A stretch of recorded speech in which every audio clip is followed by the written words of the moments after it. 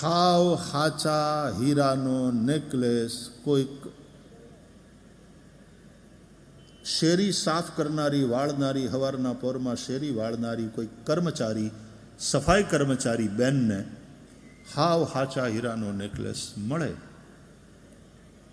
અને ક્યારેક એના સમાજમાં ક્યાંક લગ્ન વગનનો પ્રસંગ હોય નહીં, હાવ હાચા હીરાનો નેકલેસ ગળામાં પહેરીને જાય તો બીજી બધી બહેનો એમ જ માને ઇમિટેશન છે. કારણ કે આ સામાન્ય સફાઈ કર્મચારી, આપણે તો સામાન્ય લોકો, આપણે ગરીબ લોકો, આપણે મહેનત કરીને પેટીયું રળીએ, હાચા હીરા અહીં ક્યાંથી હોય? હવે કોકનો હાચા હીરાનો કોક શેઠાણીનો હાર પડી ગયો તો નાને મળ્યો અને ઈ પહેરીને ગઈ, હાવ હાચા હીરાનો હાર હોવા છતાં જોવાવાળી બીજી બહેનો એને નકલી હીરા માને, ઇમિટેશન જ્વેલરી માને.